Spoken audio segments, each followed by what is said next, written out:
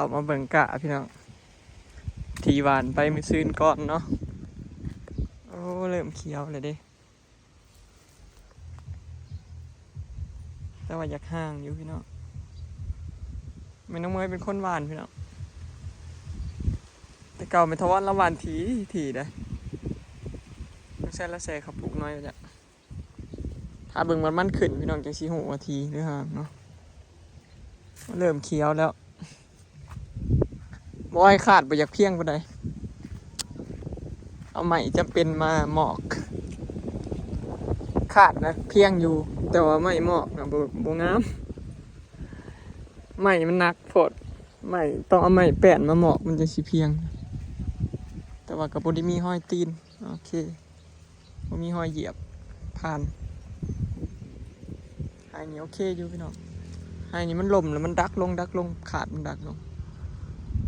แต่ก็ถือว่าผ่านอยู่นะครับแป้นมาหมอกใหม่เริ่มเขียวแล้วก้ากับเฮาดำกับอายุประมาณ28 มื้อหรือเดือนพี่น้องจังพอดำเนาะปีแล้วนี่23-4 มื้อดำเนาะมันยังอ่อนอยู่วัน17-18 มื้อเนาะยายอันนี้บ่ผู้เฝ้าก้าถ้าบุญมาเฝ้าก้าคู่มื้อพี่น้องนอนเปนี่แหละเย็นสบายบ่ยายเย็นสบายได้อยู่ห่มสมเสียนเย็นนอนเฝ้าก้าหรือให้ก้าเฝ้าระวังให้ก้าเฝ้าเด้อเฝ้าจักแล้วตอนแรกกับเฝ้าก้าเนาะมาอยากนอนก็ให้ก้าเฝ้าอีกประมาณ20 กว่ามื้อพี่น้องจังสิได้ดำเนาะจังสิพอดำไงไว้ก็เลือดเป็ดอยู่2 โต๊ะพี่น้องมันเกลือคู่มือขังไว้อยู่นี่เลยตั้งแต่ออกมานอนอยู่หน้าเรือหลอด2 โต๊ะ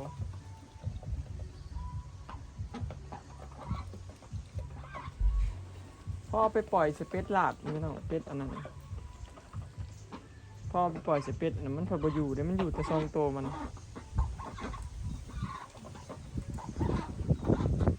มันคนละแนวมันอยู่ทั้งกันบอกหนักนี่เลยเรือจะ2 โตหรอกเขามาเกลือปลาพี่น้องมือนี้เขามาเกลือสวยเนี่ยลอยมาถ่ายกินนะปลาเขา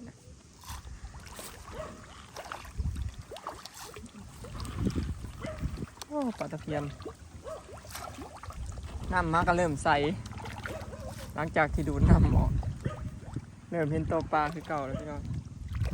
บอยดูดน้ำออกนะครับเปลี่ยนน้ำไม่ใช่เนาะ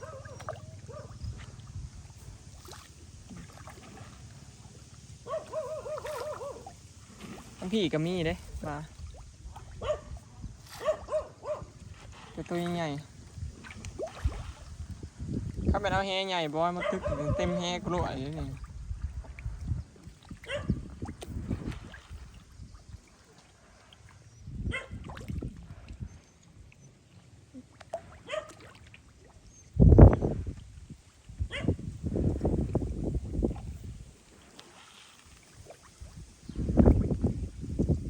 ปลานินเห็นบ่พี่น้องปลานินนะฮักซ้ำนี่ดิ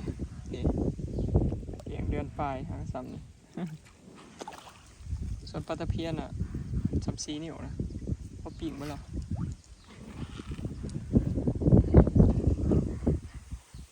ข้างผิดกามีพี่น้องปลาตะเพียนสุดท้ายมันหมักมาอยู่แต่ในนี้มันบ่ค่อยมาผีปานใดเห็นบ่มันมีแต่อยู่แต่ในนี้มันหมักอยู่แล้วก็กินผักบงอยู่ในส่วนอยู่ในนี้หมักส่วนจะอยู่ในนี้บ่ค่อยขึ้นมาเล่นคือเก่าเห็นบ่พี่น้อง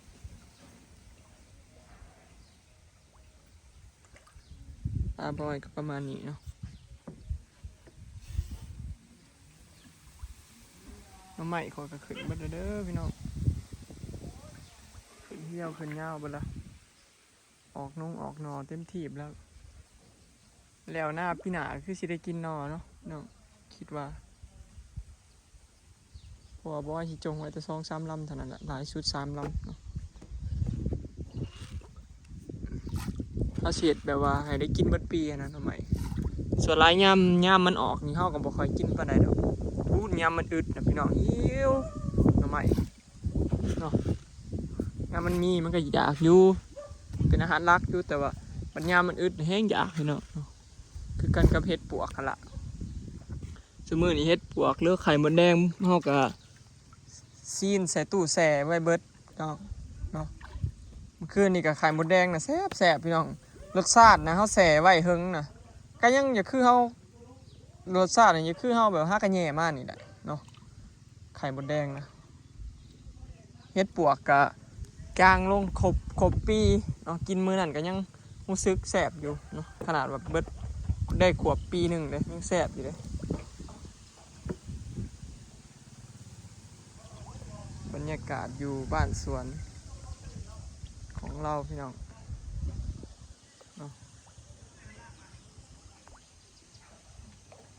พอได้แย่งเขามาแต่ละเถื่อนพอได้แย่งพอได้คิวใจไปพี่น้องน้องพักผ่อนหย่อนใจลมเย็นสบายประมาณนี้ขออยากให้ผ่านไปจัก2 ปีไวๆเนาะต้นใหม่ขึ้นนี่คือสีงามไหมคือสีแบบเย็นกว่านี้อีกคักเนาะคือสีเย็นแบบธรรมชาติลีรอนะพี่น้องเนาะบรรยากาศที่เราแบบใฝ่ฝันที่อยากอยู่นะบรรยากาศที่ใฝ่ฝันแล้วก็อยากอยู่กับมันแบบนี้บ้านสวนไม่ทำลาพี่น้องเกือบปลาแล้ว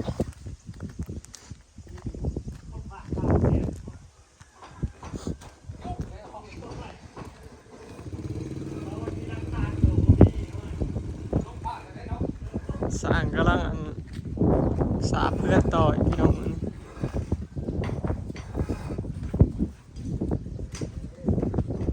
จะเริ่มกับเหลี่ยมอันนี้ก็มือที่ช่องเลยเป็นไงขบวนสิไฟหรือไม่ใช่นะไม่บานเจซีป่ะกระบอกวงต้องใส่ไม่บานเข่าบ่พูดไปแล้วส่องเที่ยวเพื่อนว้าวเงียบไม่ได้ยินไปแล้วจับเหลี่ยมนอกพี่น้องเหลี่ยมมันเพิ่นก่อออกมาสีหนานเพื่อนเพิ่นนี่แหละเพิ่นก่อมากวางเลยมันต้องได้เท่แล้วก็จับไว้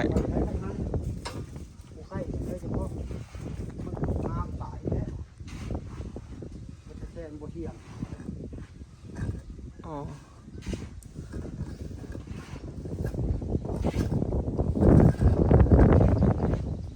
มันสูงพี่น้องมันเลยจับเนี่ย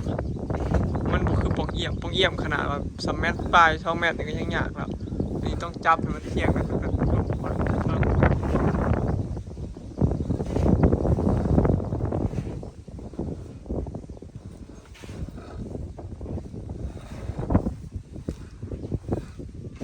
ว่านนี่ก็สร้างกระจกมาเบิ่งให้เราพี่น้องบ่มีหยังเทียดบ่ได้ อันนี้ก็ได้เบิดประตูนะก็ได้คือการตอนเพิ่นบ่ทันได้ปิดนะ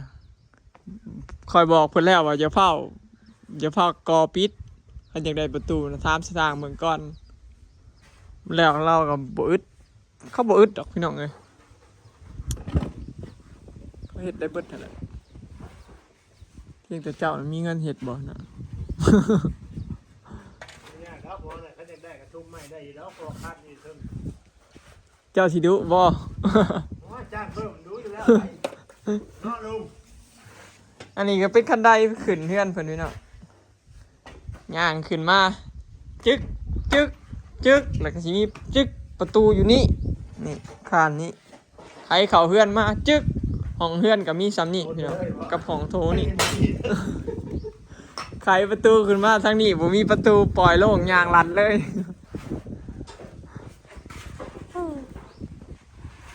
เก่าพี่น้องว่านี่แล้วไป2 แผงวะ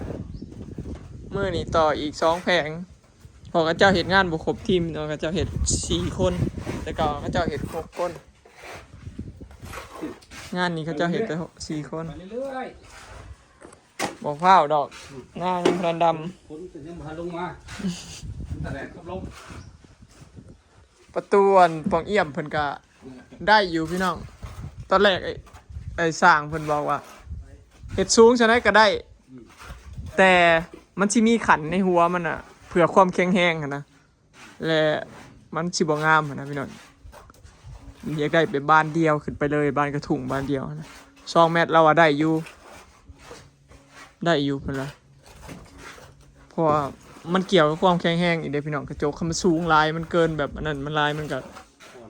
แม่นมันก็สิอยากแตกลมเป่าลมหยังก็อยากเรื่องใส่ได้นะใส่ได้แต่ต้องถามเพิ่นด้วยว่ามันแข็งแรงเนาะต้องรับประกันเฮาบ่สินะก็คอยเป็นห่วงต้นน่ะเรื่องใส่ได้มันใส่ได้ตลอดเนาะเพราะว่ามันมีขันมันน่ะสิแข็งแรงอยู่แต่ว่ามันหักมันบ่งามเนาะเฮาบ่มักสิเพิ่นไล่ให้นะบ้านละ 3,000 พี่น้องอันนี้บ้านกระถุงหน้าต่างแม่นพอมันสูง2 เมตรคัน2 เมตร50น่ะบ้าน 2,500 หน้าต่างอันนี้กระถุงบ้านใหญ่น่ะน่าสิอยู่แล้วแต่ความสูงติเพราะเรายังไล่ให้บ่ได้เพราะว่าบ่ฮู้ว่าเฮาสิเอาสูงส่ำใดนะคันอยากได้แบบแล้วแต่แบบสูงต่ำ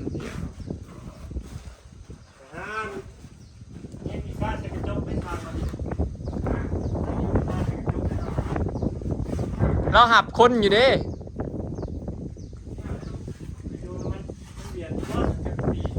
เราหับคนนั่นไปเฮ็ดงานนำไปตัดกระจกใส่กระจกอลูมิเนียมนี่นะตัดกระจกแล้วก็ใส่ขอบมันเนี่ยเป็นงานแต่บายดีพี่น้อง ได้วิชาชีพมาตัดเองไปเฮ็ดปีนึงเป็นลูกน้องกันนะ เอาไปเห็นงานน้ำเล่าก็ได้ทั้งความรู้เนาะแล้วก็ได้ทั้งเงินเราหาเงินเดือนพร้อมเราหาคนอยู่เดินไปตัดกระจกให้เราไปใส่ขอบบ้านกระจกให้เราแล้วก็มาติดตั้งนำเถอะติดตั้งกับเว้นชิ้นยากเอามาย่อมาเบิดบ้านแล้วก็ซบใส่แล้วก็ยิงเจาะน็อตยึดอยู่ในข้างมันในพะเถาะแล้วก็ป้ายซิลิโคนติดขอบมันซื่อๆแล้วก็แล้วเขาใส่บ่ได้พอนาทีบริหูแล้วสามอายุการใช้งานนะยาก เบิดอายุเลยถอยแล้ว ถอยเลยเริ่มจากถอยแล้วเนาะเมื่ออายุเริ่มร้ายเลยพอทะเลินแล้วเราเป็นน้องคนที่2ของอีแม่พี่น้องเราอายุร้ายแล้วอีแม่50ปลายเลยพอทะเลินกับประมาณ52 53 54แล้วพอเท่า54แล้วพอทะเลินนะพี่น้องอีก6 ปีก็ฮอด60กินเบียร์บำนาญอีก6 ปีก็ฮอด60เนี่ยบ่ได้ธรรมดาเลยคนอายุฮอด60ยืนได้ยืนได้อายุ54แล้วยังเฮ็ดเวียกเฮ็ดงานได้ยังว่าอันนั้นแหละพี่น้องถือว่าอายุยืนนะถือว่ายังแข็งแรงอยู่สมอายุอยู่คนซุมื้อนี่บ่ฮอดดอก50วัยรุ่นซุมื้อนี่บ่ฮอดดอกสรุปก็ทั้งนั้นแล้วพี่น้องพอเราเริ่มเราเฮ็ดแล้วงามอยู่เนาะทรงมินิมอลเขาเอิ้นทรงมินิมอลวันนี้นะมินิมอลมินิใจข้างๆนะเพิ่นสิใช้เป็นละแนงขึ้นไปเนาะเพราะว่าบ้านปงเอี่ยมมันมนแล้วมันมาอยู่แคมๆนี่มันต้องมีแนวหลอกตาทั้งนั้นมันจังสิงามเนาะงามพี่น้องเนาะถือว่างาม FC เพิ่นเม่นเพิ่นว่าคือเฮือนนกว่าแล้วนั่นพี่น้องเฮือนคนนี่แหละงามเจ้าประจักษ์บ่สถาปนิกสิว่าบ่งามบ่ได้เด้อพี่น้องสถาปนิกออกแบบระดับนี้มันต้องงามเขาจะสาบที่แล้วแพงนี่ก็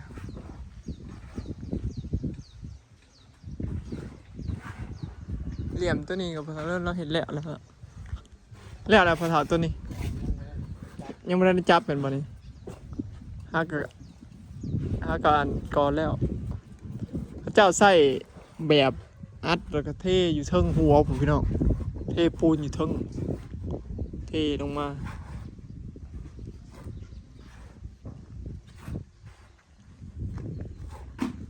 สาบแล้วก็ต้องมาปั้นอีกพี่น้อง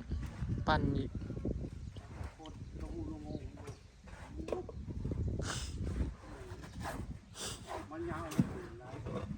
มันยาวมือที่สองของการจับเหลี่ยมของต่อเลื่อนพี่น้อง พอดี2 มือนะเนาะได้เหลี่ยมหนึ่งเนาะ2-3 มือถือว่าผ่านพี่น้องเนาะกระจกกับบอยว่าสิบอกเพิ่นอยู่ว่าบ่พาให้ใส่ทาสีเฮือนแล้วจังสิใส่จังใส่มันจังบ่เปื้อนจังทาง่ายสิได้ทาลวดใส่รถเด้อพี่น้องบ่ต้องแบบบ่ต้องมาแบบใส่แปรงแป๊ดๆในขอบกระจกนะให้มันเปื้อนกระจกต้องเฮือนแล้วเบิดแล้วมาใส่กระจกน้ำหลังมันจึงสิงามเนาะโอเคเนาะพี่น้องคลิปนี้ก็สิขอเก็บภาพบรรยากาศสำนี้เด้อเนาะพี่น้องไปแล้วสบายดีเนี่ยอำลาเพิ่นไปแล้วพี่น้องบ่อยู่ไปกับบ่วงแล้วจะพากันไปไสดอก